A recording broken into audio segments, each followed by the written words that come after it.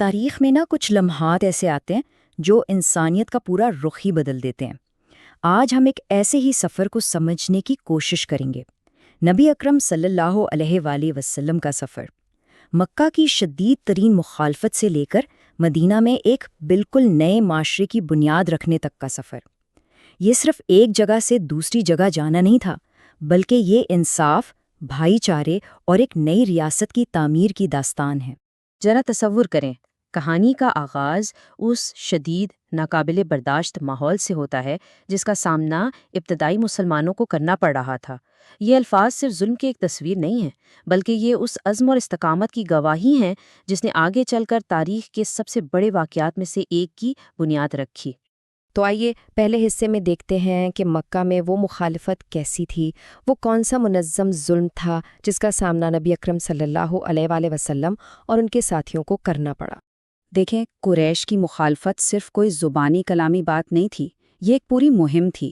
جسمانی تشدد تو تھا ہی، لیکن اس کے ساتھ ساتھ سماجی اور معاشی بائیکاٹ نے مسلمانوں کو شدید غربت اور بھوک میں دھکیل دیا۔ خود نبی کرم صلی اللہ علیہ وسلم کو ذاتی طور پر نشانہ بنایا گیا۔ کبھی راستے میں کانٹے بچھائے گئے، کبھی گھر پر غلاظت پھینکی گئی، اور یہاں تک کہ کعبہ میں سجدے کے دوران آپ پر اونٹ کی اوجڑی ڈال دی گئی۔ یہ حملے بہت ہی ذاتی اور بے رحمانہ تھے۔ اور پھر صورتحال اس وقت اور بھی سنگین ہو گئی جب آپ صلی اللہ علیہ وسلم نے اپنے دو سب سے بڑے محافظوں کو کھو دیا، آپ کی اہلیہ حضرت خدیجہ رضی اللہ عنہا اور آپ کے چچا ابو طالب۔ ان کی وفات کے بعد قریش کو جیسے کھلی چھوٹ مل گئی کہ وہ آپ پر براہ راست حملہ کریں۔ مکہ میں مسلمانوں کے لیے حالات اب ناقابل برداشت ہو چکے تھے اور ایک نئے راستے کی تلاش بہت ضروری ہو گئی تھی۔ اور یہی وہ لمحہ ہے جہاں کہانی ایک نیا موڑ لیتی ہے، ہجرت۔ یہ صرف ظلم سے فرار کا نام نہیں تھا، نہیں، بلکہ یہ ایک بہت ہی حکمت عملی سے بھرا اور الہامی ہدایت کے تحت کیا گیا فیصلہ تھا جس نے تاریخ کا دھارا ہی بدل کر رکھ دیا۔ تو یہ ہجرت آخر ہے کیا؟ یہ صرف ایک شہر سے دوسرے شہر چلے جانا نہیں تھا، یہ ایک پوری منصوبہ بندی تھی، ایک ایسی بنیاد رکھنے کی کوشش تھی جہاں ایک نئی اسلامی ریاست قائم ہو سکے، ایک ایسی جگہ جہاں مسلمانوں کو اپنے دین پر عمل کرنے کی پوری آزادی ہو اور وہ اپنے اصولوں کے مطابق زندگی گزار سکیں۔ یہ ایک نئے دور کا آغاز تھا۔ یہ ہجرت اچانک نہیں ہوئی، یہ ایک سوچا سمجھا مرحلہ وار عمل تھا۔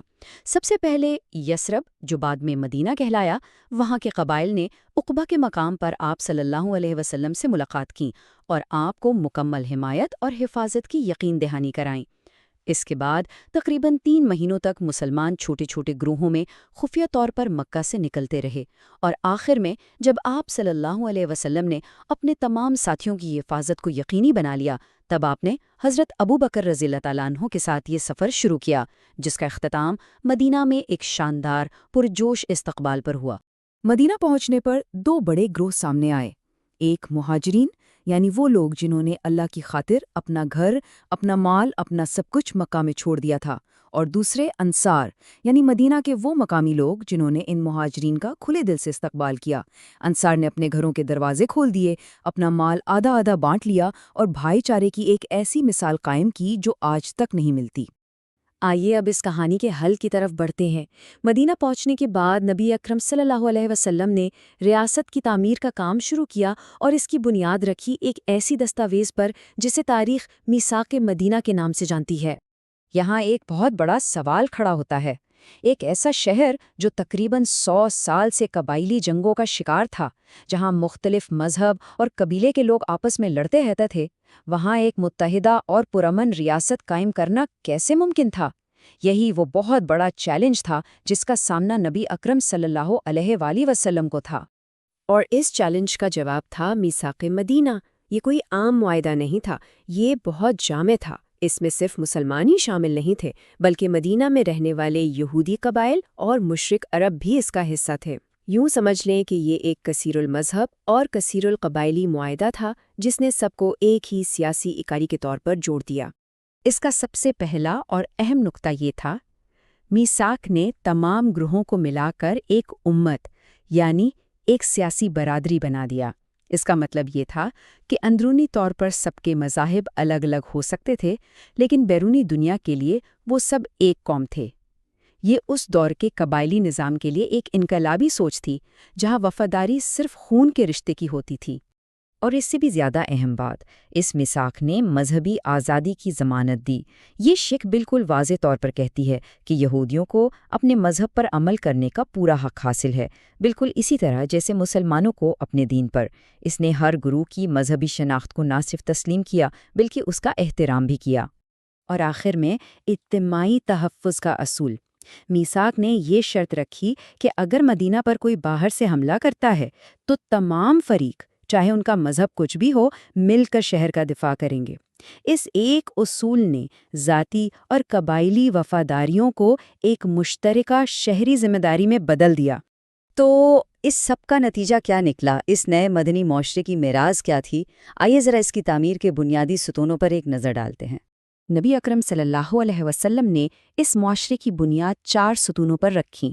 پہلا، مواخات، یعنی مہاجرین اور انصار کے درمیان ایسا بھائی چارہ قائم کیا جو خون کے رشتوں سے بھی زیادہ مضبوط تھا۔ دوسرا، مسجد نبوی کی تعمیر، جو صرف ایک مسجد نہیں تھی بلکہ ایک کمیونٹی سینٹر، پارلیمنٹ اور عدالت بھی تھی۔ تیسرا، میثاق مدینہ، جس نے سب شہریوں کے لیے ایک آئین فراہم کیا۔ اور چوتھا، زکوٰۃ کا نظام، جس نے ایک ایسے فلاحی ریاست کی بنیاد رکھی جو اپنے کمزور ترین لوگوں کی ذمہ داری لیتی ہے۔ ان سب کا نتیجہ یہ نکلا کہ معاشرے کی بنیاد ہی بدل گئی۔ اب لوگوں کا تعلق خون یا قبیلے سے نہیں تھا، بلکہ ایک مشترکہ عقیدے اور ایک مشترکہ شہری معاہدے سے تھا۔ یہ عرب کے قبائلی معاشرے میں ایک بہت بڑی تبدیلی تھی، جس نے ایک متحد قوم کی بنیاد رکھی۔ اور آخر میں ہم اس سوال پر رکتے ہیں کہ ایک ایسی دستاویز جو 1400 سال پہلے لکھی گئی، جو مذہبی آزادی، مشترکہ دفاع اور مختلف گروہوں کے درمیان انصاف کی بات کرتی ہے، آج کے دور میں جہاں معاشرے پہلے سے کہیں زیادہ متنوع ہو رہے ہیں، ہمارے لیے کیا معنی رکھتی ہے؟ یہ ایک ایسا سوال ہے جو آج بھی اتنا ہی اہم ہے جتنا اس وقت تھا۔